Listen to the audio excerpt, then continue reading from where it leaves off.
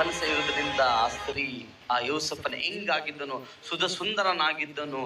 ಆದರೆ ಅವಳ ಮನಸ್ಸನ್ನ ಅವನು ಯಾವಾಗಲೂ ಅವಳ ಮೇಲೆ ಕೆಟ್ಟ ಮನಸ್ಸನ್ನ ನೋಡ್ಲಿಲ್ಲ. ಆದ್ರೆ ಆ ಸ್ತ್ರೀ ಅವಳ ಮೇಲೆ ಕೆಟ್ಟ ಮನಸ್ಸು ನೋಡೋದ್ರಿಂದ ಒಂದು ದಿನ ಏನಾಯ್ತು, ಒಂದು ದಿನ 2 ದಿನ ಇದೇ ಪ್ರಕಾರವಾಗುವಾಗ ಒಂದು ಕದಗಳನ್ನು ಮುಚ್ಕೊಂಡು ಆ ಸ್ತ್ರೀ ಅವನಿಗೆ ತಪ್ಪಿ ಮಾರ್ಗದಲ್ಲಿ ನಡೆಸ್ಬೇಕಂತ ತೀರ್ಮಾನ ಮಾಡಿದಳು. ಆದ್ರೆ ಆ ಯೋಸಫನು ಅಲ್ಲಿಂದ ಬಿಡಿಸ್ಕೊಂಡು ಓಡಿ ಹೋಗುತ್ತಾನೆ.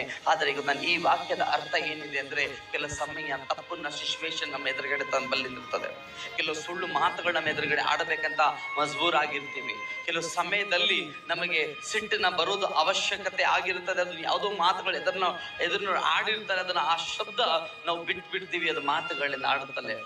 ಕೆಲವು ಪರಿಸ್ಥಿತಿಗಳನ್ನು ನಮಗೆ ಸಿಟ್ಟು ಕಂಟ್ರೋಲ್ ಆಗಲ್ಲ, ಆದ್ರೆ ಅವ್ರು ಆಡೋದಕ್ಕಾಗಿ ನಮ್ಮ ಕೈಗಳನ್ನು ಮಾತಾಡಿದ್ದು, ನಮ್ಮ ಸಿಟ್ಟನ್ನ ಮಾತಾಡ್ತು, ನಮ್ಮ ನಾಲಿಗೆ ಮಾತಾಡ್ತಂತ ಕೆಲವು ಸಮಯ ನಮ್ಮನ್ನೇ ನಾವು ಏನ್ ಮಾಡ್ಕೊಳ್ತೀವಿ, ಕೆಲವು ಪಾಪಕ್ಕೆ ಗುರಿ ಆಗ್ತೀವಿ. ಕಂಟ್ರೋಲ್ ಇರಬೇಕು ಪ್ರಿಯರೇ.